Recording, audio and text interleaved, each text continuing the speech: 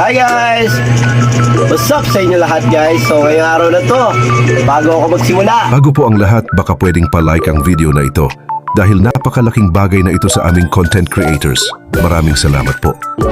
ngayong araw na to ay meron akong ituturo sa inyo kung paano magpa-change owner. Alam ko naman na marami nang nakakaalam nito, pero sa mga hindi pa nakakaalam, ay ituturo ko lang yung by step kung magkano o ano ang gagawin nyo doon sa pagka-change owner kayo kung nabili nyo yung mga motor o sasakyan nyo ng second hand.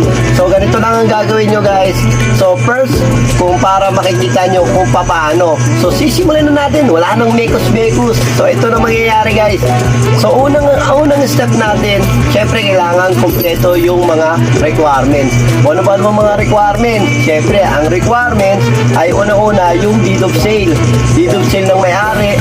Pagkatapos yung mga kanilang mga ID.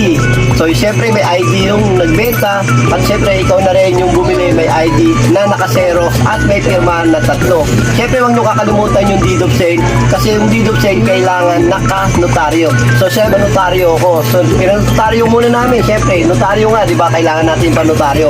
So pangalawa is pupunta kayo ng LTO para kumuha kayo ng clearance. Pero kung hindi naman magpaso yung motor nyo or hindi pa ano yan, pwede kayong pumunta ng HPG agad.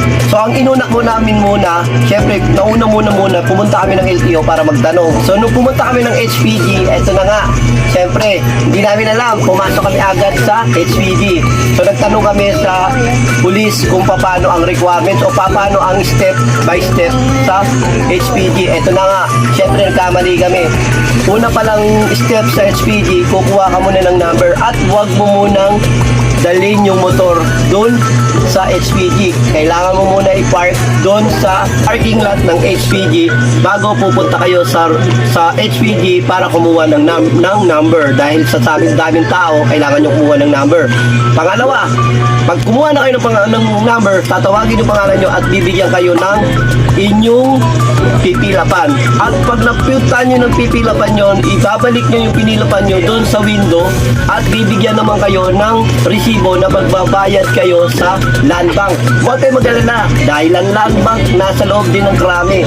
Wala kayong hihintayin or wala kayong pangangamba na malayo o mababayad kayo dahil ang land bank nasa loob lang ng krami. Pagkatapos namin pumunta at napila pa na yan at bayaran, syempre hindi naman agad-agad tapos yun dahil linabot kami ng gutom, ay kumain muna kami. So ito na, nung natapos na namin na stencil na at nakapagbayad na lahat,